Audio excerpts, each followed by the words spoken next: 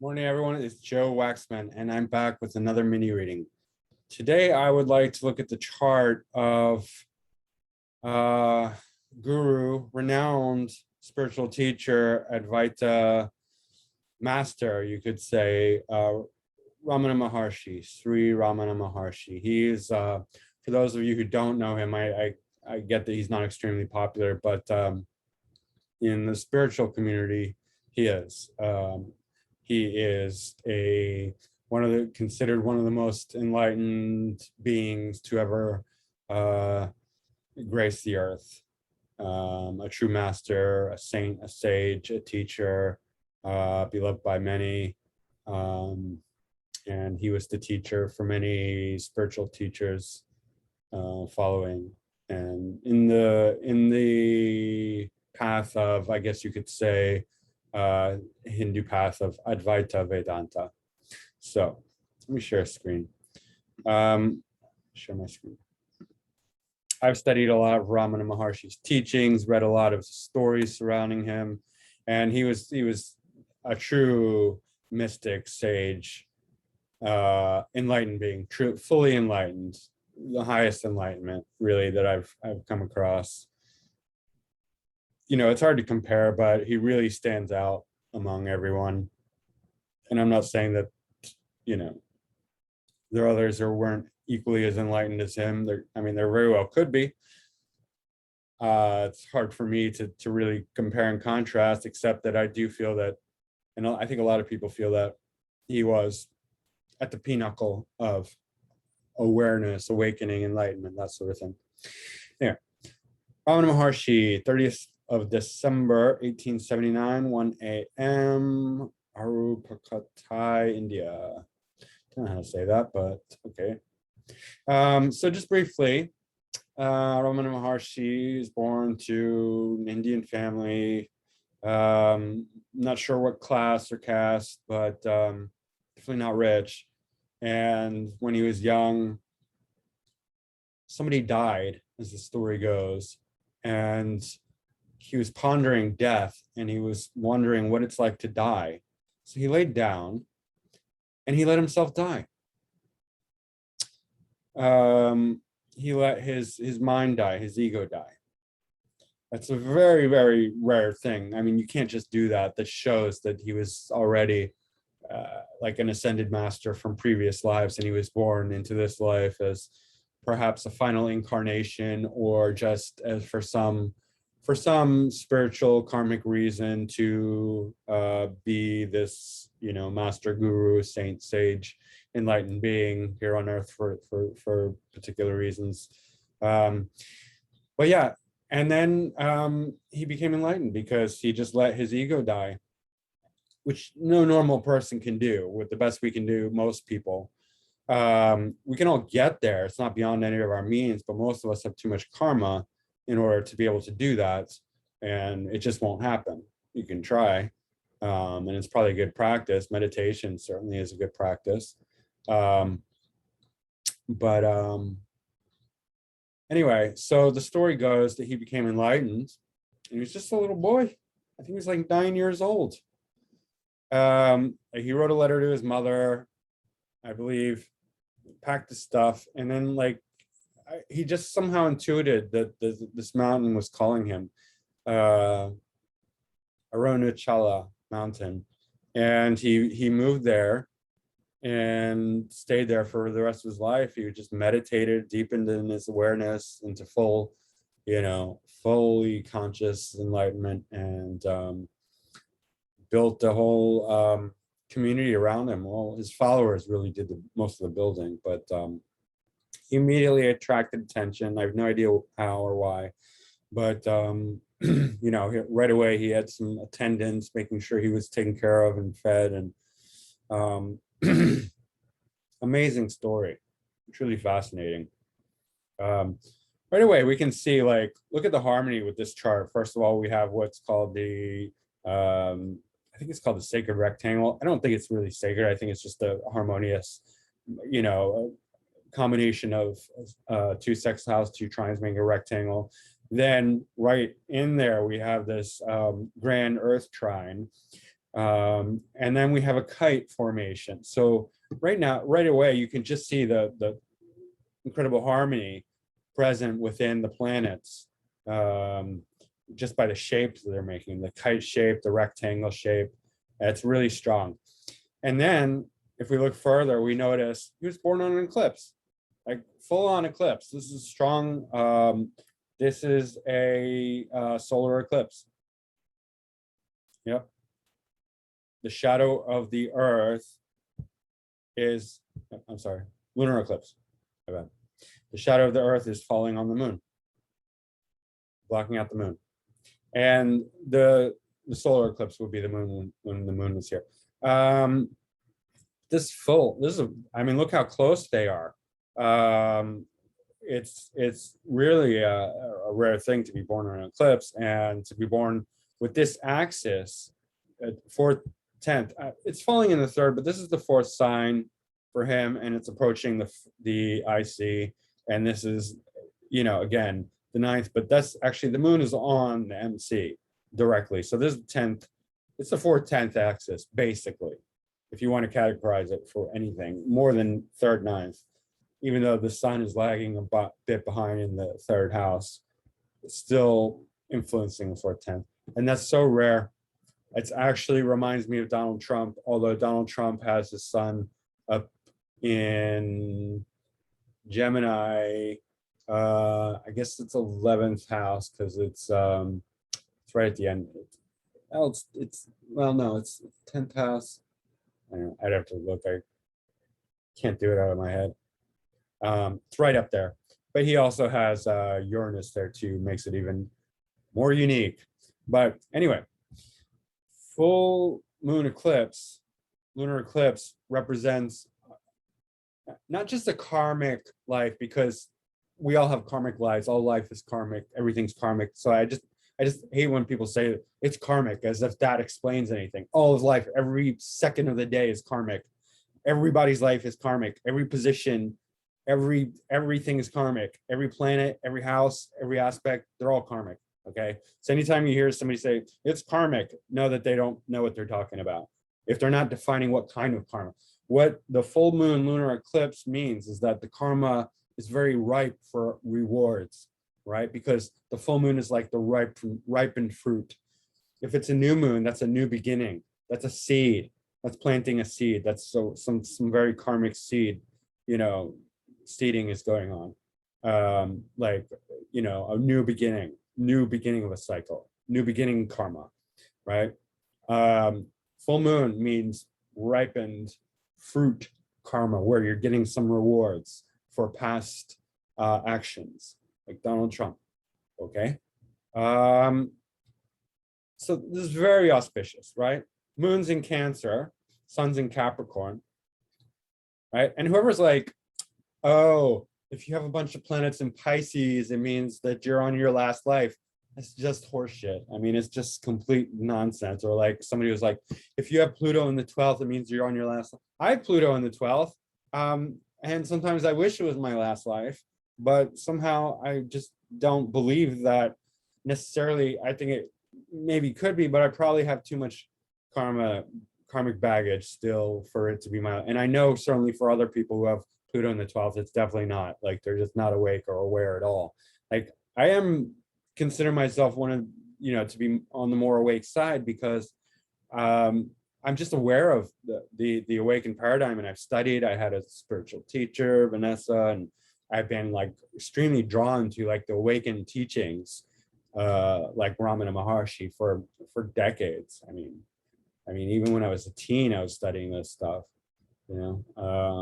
so I always was gravitated towards the awareness of spiritual awakening, but a lot of people aren't. So anyway, Capricorn, we can see that in highly enlightened people. It's not a sign that somebody's materialistic and they need all, like, I mean, he has all the water signs well represented. So it's definitely in tune with the spiritual aspect. But even so, even if somebody didn't, they can still be very well. They can still be very enlightened, very awake. I'm not going to say like, any hard dogmatic facts about like what it means, what it doesn't mean. Like, No, Alan Watts, I think, was a Capricorn too. I have to do his chart. Um, but yeah, Capricorns can totally be totally spiritual. Any earth sign can, so can Taurus, so can fire, air signs can be. I mean, it doesn't work like that way. Like you have to have lots of Pisces or 12th house in order to be spiritual or anything like that. No.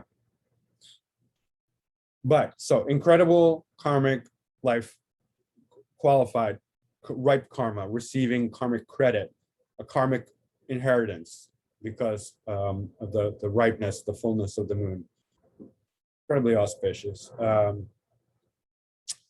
Capricorn's a testament to his discipline and seriousness about his practice. He just, I mean, who does this? Who at 9 years old is like, I wonder what death is like, and just goes and like lets his ego completely die and wakes up enlightened, and then goes and like sits in complete the highest, what's it called, meditation, where you're just there's a name for it, where you're just completely gone, like so gone in meditation, in bliss, in the true meaning of meditation, that you're not even aware of your own body. And like people actually had to feed him because they were afraid he was going to die, because he was just sitting there in complete meditative bliss for months on end.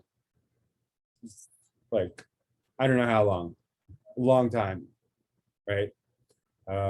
He had dreadlocks and he was just gone, man, gone in meditative, complete meditative bliss. So yeah, this is very significant.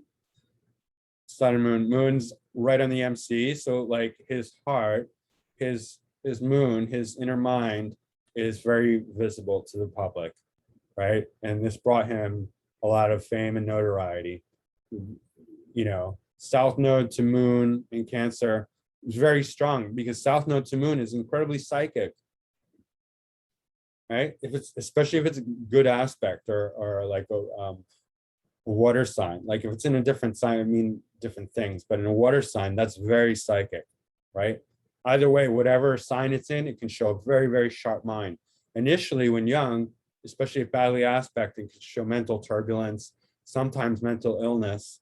But as they get older, it shows like a detachment from emotions, and that's incredibly powerful, because when you have a detachment from your own emotions, you're not being influenced by them, right? And that's a huge gift. And South Node is also very spiritual aspect. Wherever South Node is, shows a lot of spiritual tendencies, and when it's on the moon, you can see this in a lot of psychics. South Node conjunct moon, that's one of the most psychic indicators there is, especially moon in Cancer, right? So very powerful psychic awareness.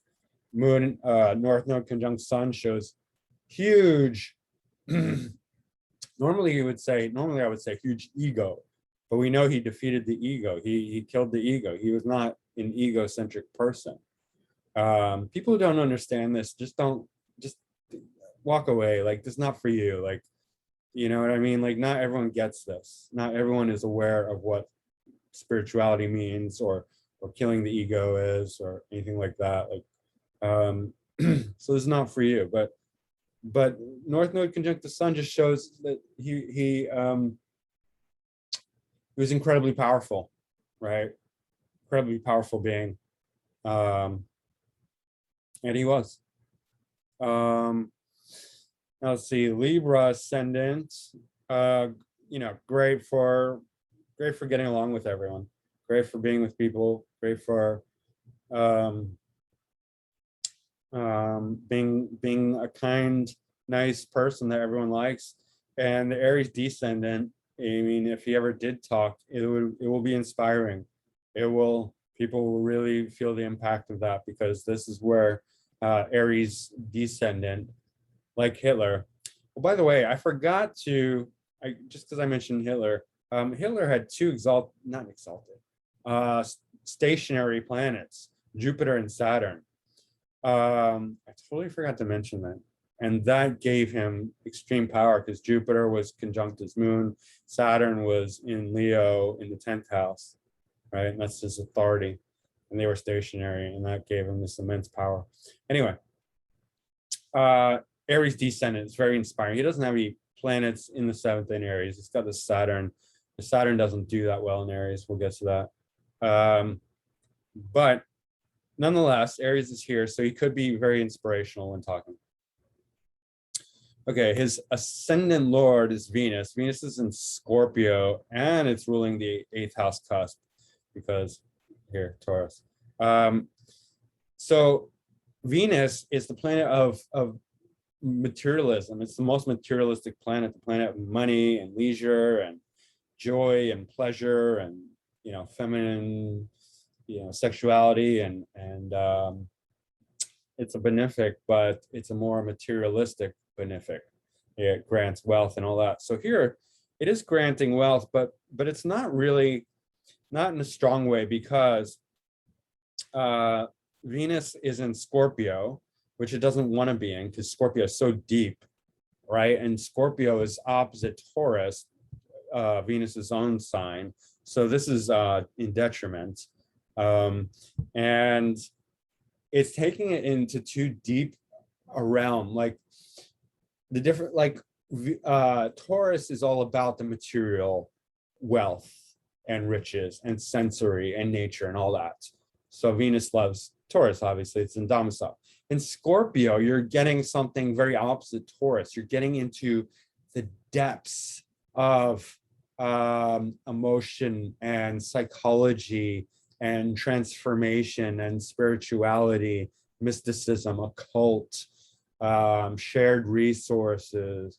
In Scorpio, you don't really own wealth, you share wealth. It's not really yours. Like you can have wealth in Scorpio, but it's not really yours, it's shared. And so Venus doesn't like that very much. It's not very happy because it can't really be materialistic and light and joyous and free and indulgent and all the things that it loves. It kind of gets hurt in Scorpio. So even though there's a value, you would normally say, oh, this is good for money, which it kind of is. I mean, it's good for shared resources, but it's not good for personal wealth. And Venus in general is kind of, it's brought down into the depths. It's not a happy Venus, in other words. Plus, we got an opposition from Pluto in the 8th house, right? So it's not only, so Pluto's ruling the 8th, Venus is ruling the 8th house cusp, so it's bringing 8th house issues and Scorpio issues and an opposition from Pluto. So this is a very, very dragged down, heavy Venus. So this is really a Venus that can't do much in terms of like having personal wealth, all its wealth, because it's so influenced by Scorpio and 8th house and Pluto. All three of the Scorpio, 8th house, Pluto things are the same. They have the similar influence, very similar. It's dragging Venus down. So he doesn't have his own wealth. All his wealth is shared, right?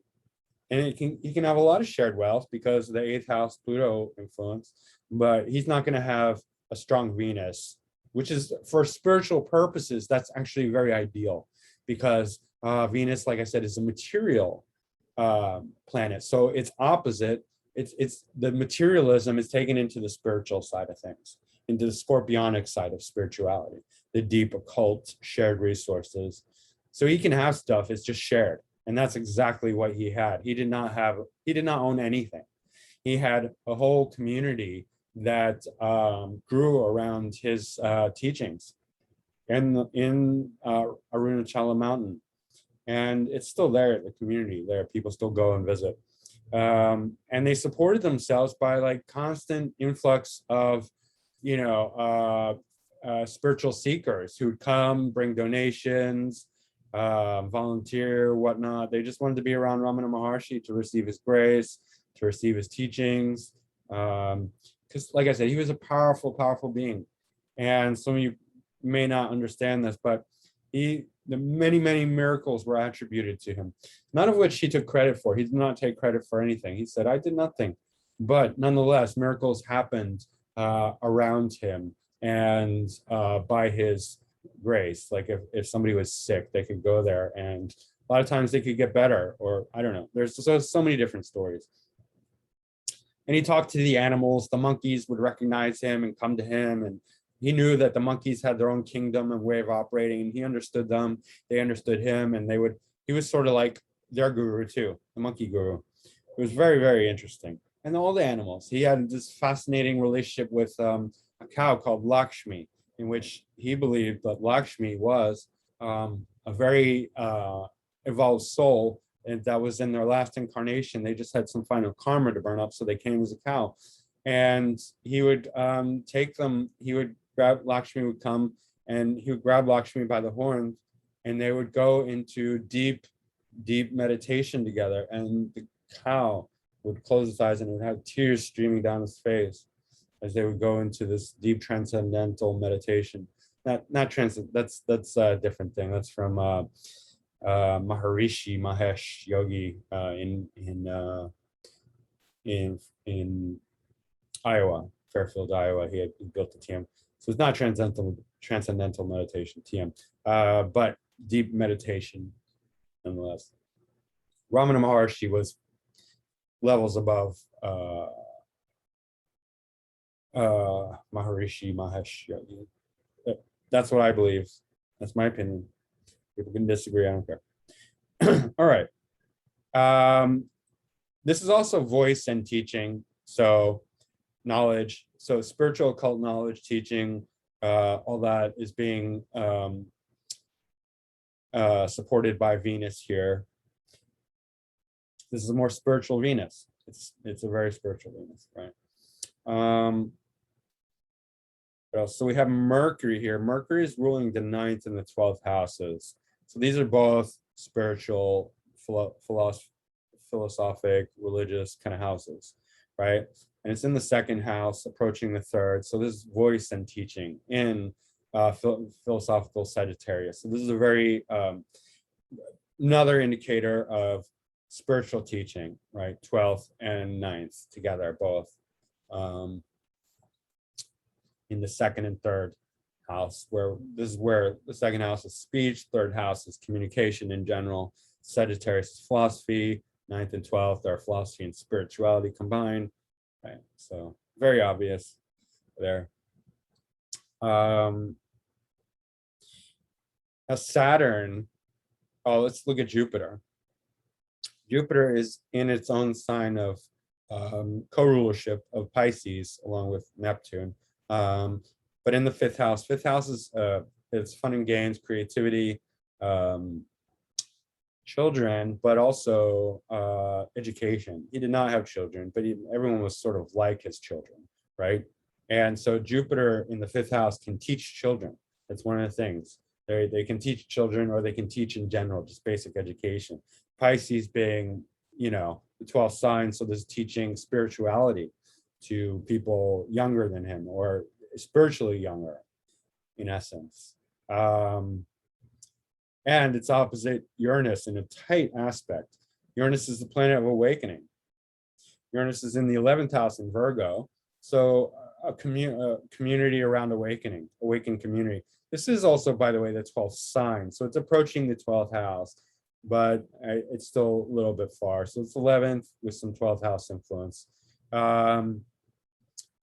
Yeah, so, awakened community, unusual community, that's what he had. I mean, there was a very unusual community surrounded by, about awakening, like it's for awakening, spirituality and awakening. Here we have this opposition that shows spiritual teaching and enlightenment, awareness in relationship, like people coming from the community to be taught by the spiritual master. Jupiter's the guru, right? This enlightened teaching, right? Jupiter is teaching spirituality. Uranus is awakening awareness. The wide open minded, the insight of awareness and awakening. Uranus, that's what it represents. Yeah. So Pluto, like I said, Pluto's in the 8th house. It's right on the 8th house cusp. tremendous, occult awareness, deep understanding of the spiritual side of things on the both the fully awakened and the mystical occult awareness. He understood all of that. He knew that that this world was far more mystical, magical than we understood on a mundane, normal, day-to-day level. He was aware of that, and he even explained how, very interesting things could happen. Like somebody could die and reincarnate into a body that was already like 50 years old, and that would be their next life. Don't ask me how he knew that. Don't ask me how that's possible. That's what he said. So he had like this incredible awareness of the occult, mystical, underground, secret kind of side of things, right? Chiron here in the seventh, I have Chiron in the seventh, shows that he's going to attract people who are wounded, rejected, sick, on the lower side of things. If he was like a sort of mundane, regular Joe kind of guy, he could attract very ugly sort of relationships, because Chiron will bring like, if he was dating a woman, they would bring like the worst kind of women, like wounded rejects to him. On the higher side of things, it shows a healer, right? Somebody who gets people who are sick, this is others, and then he heals them, right? And that's more like what it was. Like people would come to him with all their problems in life, and he would, oftentimes they would be healed, if not spiritually, even physically and mentally, emotionally. Neptune, sort of similar, spiritual seekers he's attracting here, right? Neptune is the planet of spirituality, artistic creativity, illusion, delusion, fantasy. On the lower end, drugs and alcohol, but that's not really the type of people that came to him. Maybe on the rare occasion he got somebody who was like really messed up and begging for forgiveness or something like that. But mostly it was spiritual seekers who were wounded and rejected themselves. Mars here is not great for relationships, but it is good for a leader. It is good for somebody who needs to take charge of others. And it also shows that he attracted a lot of Mars types people to him, which he did, interestingly enough, because those were the people who did all the work. They cooked, they cleaned, they built the buildings and all that. And in return, they got to be in his presence. It was all voluntary. Nobody was forcing them. It's not like they were slaves or anything like that. They were in the grace of an enlightened being, a Buddha, essentially, a Buddha, a Christ figure, somebody who is just completely embodying the spirit of God, right? So for them, it was their joy, their privilege. They're, completely happy to do it. This is part of the Earth Grand Trine, which, in all honesty, probably gave him the incredible groundedness and earthiness to just sit there and do nothing and reach the highest enlightenment possible, as far as I can know. He had Saturn in Aries in the 6th house, and this is not like Saturn is debilitating in Aries, so it's not a good placement for Saturn. And this is probably his most difficult placement, because in the 6th house, a debilitated Saturn will show chronic illness. And he did have chronic problems. He walked with a cane. He had like he had bone issues. Saturn represents bone issues. His frame, his skeleton, his Saturn was chronically impaired. He didn't mind. He didn't care. He never complained about it. He just thought it was part of the package. But yeah, this chronic health issues, and then eventually he had cancer on the arm, and that led to his death. They wanted to operate on him. He said no. He was happy to go. Like, he was really grateful when he finally died, not because he didn't like life, but because he was an enlightened being. and death was the final release from this Maya, from this flesh prison. He was an enlightened being. He was completely grateful. When he died, he had like tears streaming down his face. He was happy as can be. He's like finally out of this flesh prison into the, great freedom of the universe. Saturn is also square his sun. So this showing, again, some issues around vitality,